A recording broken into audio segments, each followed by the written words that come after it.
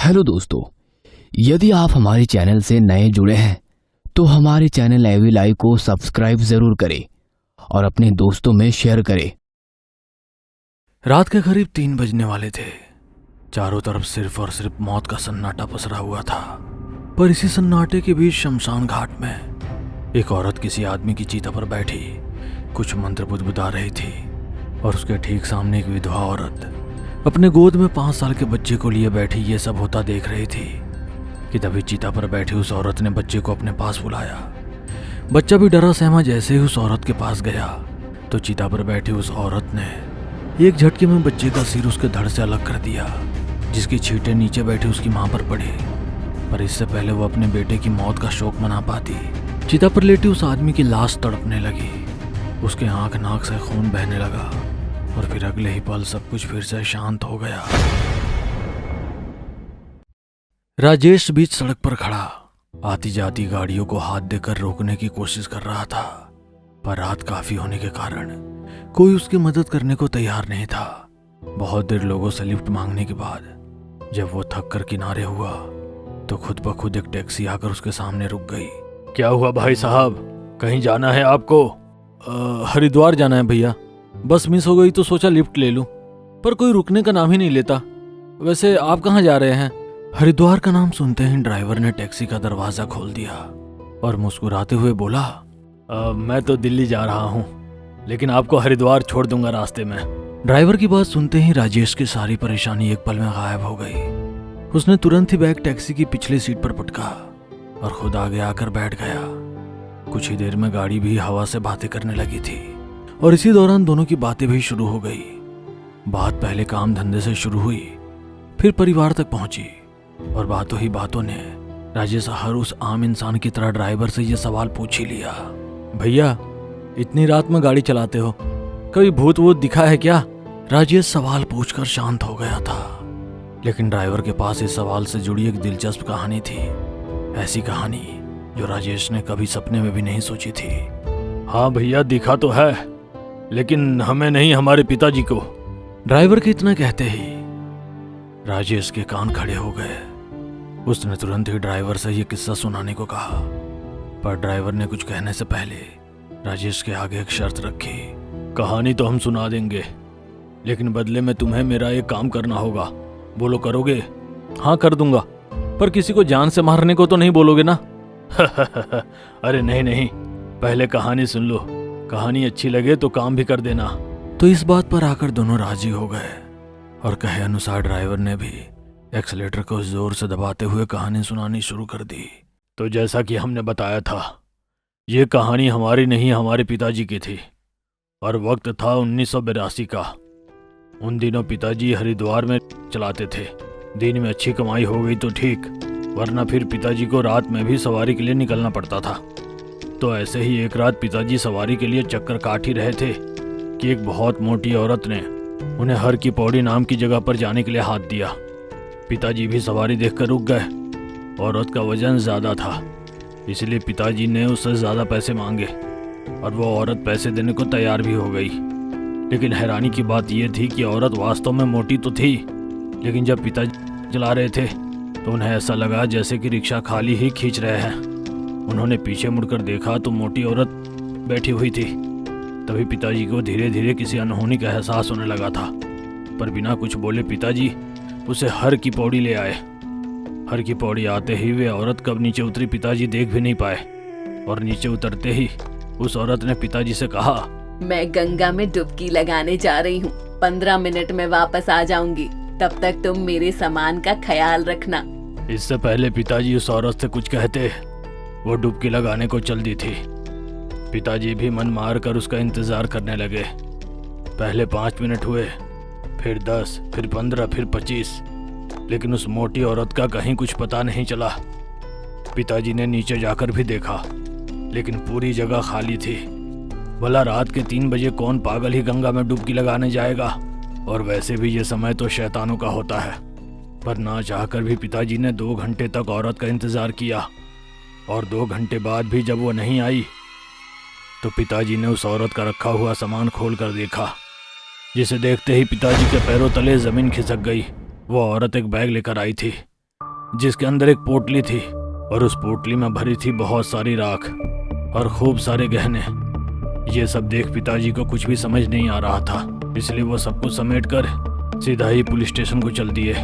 फिर आगे क्या हुआ? पुलिस वाले ने क्या कहा? और उस मोटी औरत का कुछ पता चला? कौन थी वो? भूत ही होगी। भला रात के 3 बजे गंगा स्नान कोई पागल ही करता होगा। मैंने कहीं पढ़ा था, सच कल्पना से भयानक होता है और डरावना भी।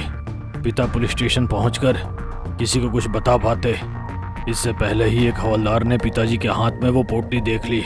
फिर क्या था, हवलदार ने पिताजी को पुलिस स्टेशन के अंदर जाने से भी रोक दिया। वो दूर से ही पिताजी को भगा रहा था, लेकिन बार बार बोलने पर आखिरकार हवलदार ने अपना मुंह खोल ही दिया। देख, मैं जानता हूँ इस पोटली में क्या है और ये पोटली किसकी है, इसलिए कह रहा हूँ अब तू जिस शराब का भागीदार बन चुका है उसे किसी और के सिर मत पड़। जाकर हरिद्वार में किसी गुफा में समाधि ले ले, नहीं तो जितनी जल्दी हो गंगा में डूबकर इस खेल को खत्म कर दे।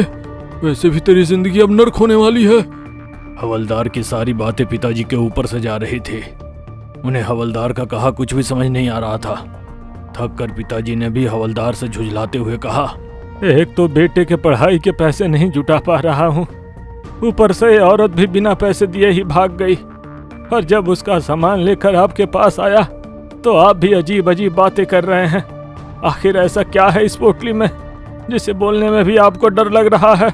ये पोटली नहीं चलता फिरता श्राप है, श्राप।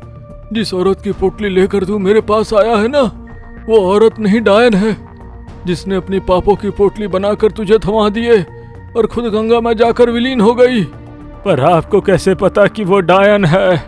क्योंकि तेरे से पहले 4 लोग और आए थे मेरे पास इसी पोटली को लेकर, और उनका क्या हुआ ये किसी को पता नहीं। तू अब इस पोटली से छुटकारा नहीं पा सकता, समझा?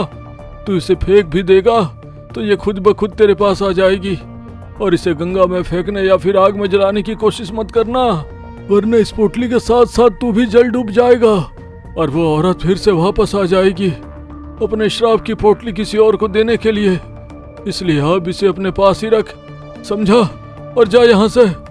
हवलदार से सारी कहानी जान पिता के होश ठंडे पड़ गए। उन्हें कुछ भी समझ नहीं आ रहा था कि आखिर अब दलदल से कैसे निकला जाए। ठीक है, इसे ले जाकर घर में रख देता हूँ, एक कोने में पड़ी रहेगी। लगता है तू अभी इस खेल को समझ नहीं पाया है। ये पाप की पोटली है, वो भी एक डायन की। इसमें जो राख है उस डायन की अस्थियां है, और जो जेवर हैं वो उस डायन के हैं।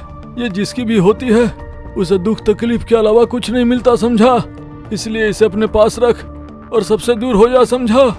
हवलदार की बात सुन पिताजी की बची कुची उम्मीद भी टूट गई। फिर उस दिन के बाद से पिताजी का कभी कुछ पता नहीं चला। वो कहाँ गए, उनके साथ क्या हुआ, कुछ पता नहीं। ड्राइवर की कहानी सुन। डर के मारे राजेश का खून भी जमने को हो गया था। कुछ देर चुप रहकर पहले तो उसके कहानी के बारे में सोचा, फिर एकदम से ड्राइवर से पूछा, अगर पिताजी का कभी कुछ पता नहीं चला तो फिर तुम्हें उनकी कहानी कैसे पता? राजेश का सवाल सुन ड्राइवर ने एकदम से ब्रेक लगाई। ब्रेक इतनी जोर से लगी थी कि राजेश का मुंह शीशे तक आ गया था। पर इससे पहले वो राजेश गुस्सा करता, ड्राइवर ने राजेश से कहा, क्यों भाई, कहानी अच्छी लगी या नहीं? राजेश ने कहानी के बारे में सोचते हुए कहा, हाँ अच्छी तो लगी। भाई अच्छी लगी तो फिर जैसा तय हुआ था तुम्हें मेरा एक काम करना होगा। काम का सुनकर राजेश एक पल को सहम गया था। शायद डर क्या होता है ये उसे मालूम चल चुका था। उसने हकलाते हुए पूछा, अब बताओ तो क्या करना होगा मुझे? अरे भाई डरो नहीं, कुछ ऐसा वैसा काम नहीं करवा रहा तुमसे। बस मेरी डिक्की में एक सामान पड़ा है, वो निकाल कर मुझे दे दो बस। ड्राइवर की बात सुनकर राजेश की जान में जान आई। बस इतना सा काम? लो अभी कर देता हूँ। ये कहते हुए राजेश जोश में गाड़ी से उतर पीछे डिक्की की ओर चल दिया। इधर ड्राइवर भी डिक्की खोलने का बटन दबा चुका था, और जैसे ही राजेश ने डिक्की खोली, डर के मारे उसके जिस्म का रोम रोम थर्रा उठा। डिक्की में एक पोटली पड़ी हुई थी, ठीक उसकी आंखों के सामने। ये क्या है? क्या ये वही पोट? राजेश कांपते होठों से बोल रहा था कि तभी उसने देखा कि ड्राइवर उसके सामने बंदूक ताने खड़ा है। ये क्या कर रहे हो तुम?